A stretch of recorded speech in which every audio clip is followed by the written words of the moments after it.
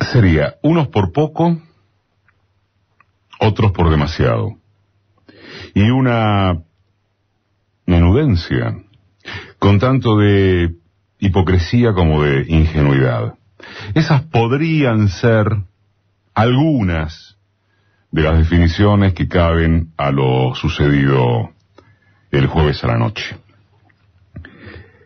El poco atañe a quienes, desde el gobierno y sus alrededores, minimizaron por completo la magnitud de la protesta. Y en verdad, al margen de las discusiones bizantinas sobre el número aproximado de manifestantes, fue mucha gente. No provino con exclusividad de los barrios acaudalados y no fue solo en Buenos Aires. Vamos, con ese mismo volumen de muchedumbre, si es del palo, decimos que fue imponente. O por lo menos que revela la fuerza popular del modelo, siendo que ella lleva casi 10 años. Y también es veraz que el origen estuvo en las redes sociales, porque no podría haber sido de otra forma a partir de que la oposición dirigencial no existe. Este último dato, en gran medida, es lo que lleva a desmerecer la convocatoria, porque su proyección sería nula al carecer de quienes la articulen. Pero eso no significa que deje de prestársele atención. Si es verdad que siempre volveremos, como dijo la presidenta, también lo es que siempre amenaza la existencia de un núcleo de derecha, activo en más o en menos según las épocas, y conformado por factores de poder que se nutren del privilegio propio junto con la tiringuería que les hace el coro. Eso está, y que sea un paquidermo medio dormido o espontaneísta, no quiere decir que deje de ser un elefante. Tienen recursos, ya lo demostraron en 2008, y precisamente por no habérselos atendido, se sufrió una derrota que pudo haberse evitado. Derrota de la que se salió fugando para adelante, cuando nadie lo apostaba. Y eso es lo que vuelve a imponerse. A más reacción, más acción. Lo de la re es una estrategia equivocada que les proporciona gimnasia aglutinante. Es lo único o lo central de que pueden valerse y por eso lo amplifican. Del demasiado no parece que haga falta agregar mucho. Colegas de la oposición llegaron a permitirse la extravagancia insultante de comparar el jueves a la noche con 2001. Más de 20 muertos por la represión, 50% de pobres e indigentes, un país incendiado, fueron entusiastamente asemejados a un montón de miles que salieron a pedir libertad. La libertad que estaban ejerciendo sin ningún problema. Se les confirió a los ruidosos la categoría del total de la sociedad o de su grueso relevante. Quizás baste y sobre con lo que se le escuchó a un salame televisado, en rol de conductor, al momento de la desconcentración. Para quienes no lo vieron, juro que es cierto, porque si no es imposible de creer. Alertó que debía chequearse cómo andaba el Roca, porque los protestadores tenían que volver al sur del conurbano y esa línea de tren había sufrido inconvenientes durante el día.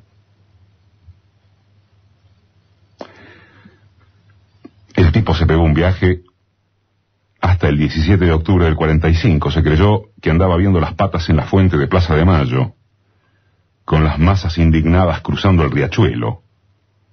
Un tipito.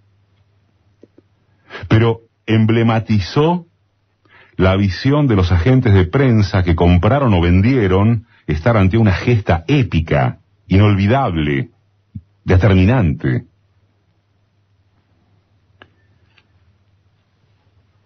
Y queda el tercer aspecto que se cuela entre estos extremos de los que ningunean lo ocurrido y quienes le otorgan un valor histórico. Es un componente que viene desarrollándose hace cierto tiempo, estimulado por el discurso de los medios opositores. En todo caso, el cacerolazo lo potenció.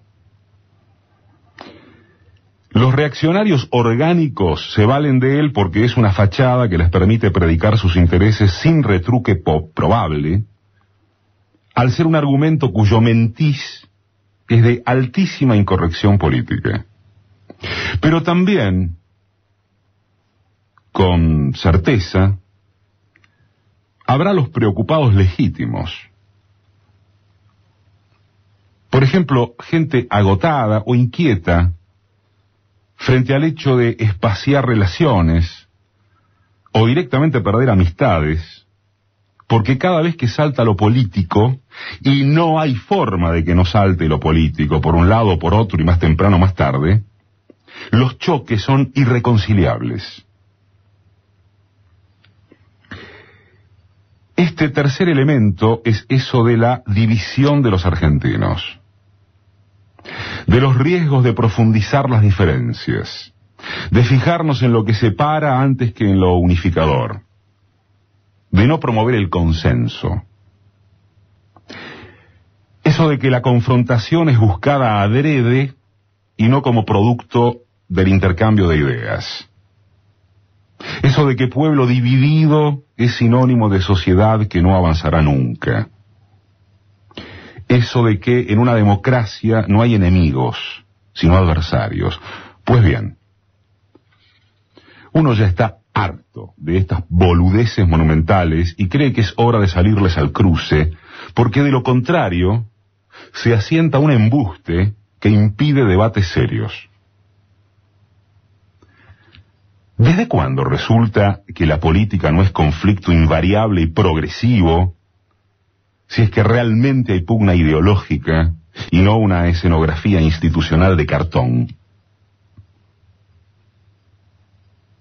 ¿O es tan difícil darse cuenta de que estos sectores afiebrados por la necesidad de diálogo, vamos a concederles candor, son el árbol genealógico de la oligarquía, de las masacres de toda nuestra historia, de las 2 toneladas de bombas sobre civiles indefensos en junio del 55, cuando parió la violencia, del genocidio del 76, del sultán riojano que añoran, de la deuda externa que socializaron, de la propiedad agropecuaria nacida en cada oreja de indio entregada a las huestes de Roca? ¿De qué diálogo y de qué dictadura hablan?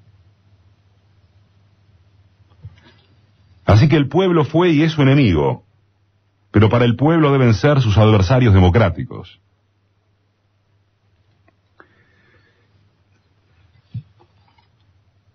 El sacerdote quilmeño Eduardo de la Serna, coordinador del grupo de curas en opción por los pobres argentinos, le remitió al que está hablando un texto de sencillez y precisión arrolladoras. Hoy se publicó. En esencia, sobre los cánticos, consignas y cuestionamientos vertidos el jueves. En su mayoría, aunque lícitos de expresar, eran totalmente individuales. Y cita lo que vimos y escuchamos todos. Quiero salir a la calle sin que me roben. Era el planteo acerca de la inseguridad en reemplazo de la seguridad como bienestar social. Quiero poder viajar. Como si los millones de pobres hubieran podido ir al extranjero sin que nadie levantara la voz a favor de ese derecho. La multitudinaria marcha del yo, preocupada por mis derechos, se manifestó coherentemente en que cada yo tenía su propia consigna.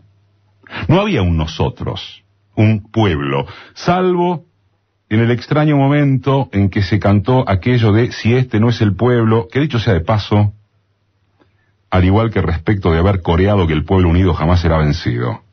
Dejen de robar emblemas de izquierda para aplicarlos a que no puedan conseguir dólares.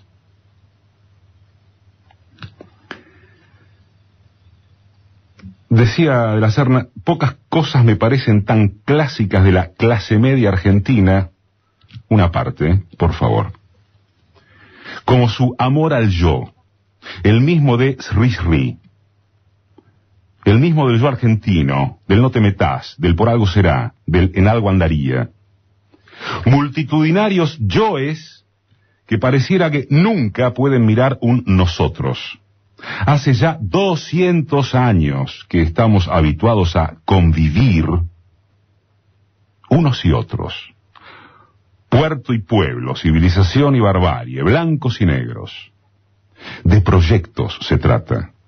Pero mientras unos insinúan siempre el deseo del voto calificado, otros proponen ampliación de derechos aunque los calificados o clarinificados no tomen nota. Total, se han copiado siempre. Puede agregarse que cuando hay muchas consignas, termina no habiendo ninguna. Como no sea una expresión de mal humor, de odio de clase. Finalmente, de impotencia.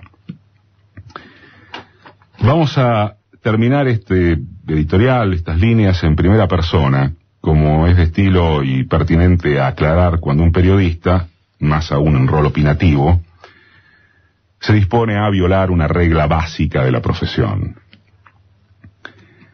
Me importa una infinita cantidad de carajos, y no soy más grosero solamente para no abusar del efectismo, tener el más mínimo grado de consenso con esta gente. Casi desde que el mundo se divide en clases. Y en las más postergadas, por obra de las dominantes de la pirámide, y sobre todo en las medias, que son el jamón del sándwich, hay franjas asimiladas que hasta salen a la calle para defender intereses que no les son propios, sino de quienes las sojuzgan. Ante esa verdad incontrastable se puede creer que vale convencer a los privilegiados y a sus loritos por vía del diálogo, siempre desparejo gracias a los medios de comunicación que pertenecen a la clase de punta, o practicar el centralismo democrático, de dar la batalla a través de los hechos, tal y como toda la vida hicieron ellos. No quiero saber absolutamente nada de pacificar relaciones con esta gente. Nada. No quiero ni diálogo ni consenso con quienes vociferan yegua, puta y montonera. No quiero. No quiero sentarme a soportar ni por un solo segundo a los que quieren para Cristina el final de la Rúa.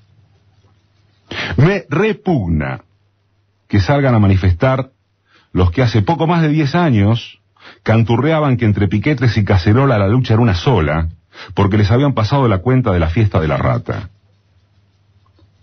No quiero saber nada con esa gente que a la primera de cambio apoyaría el golpe militar del que ya no disponen. Quiero tener con ellos una profunda división y concentrarme en de cuál manera se garantizaría mejor que se hundan en el fondo de su historia antropológico nacional, consistente en que el negro de al lado no porte ni siquiera el derecho de mejorar un poquito. Porque eso es lo que lo jode. Quiero a esa gente cada vez más lejos, y cuanto más los veo, más seguro estoy.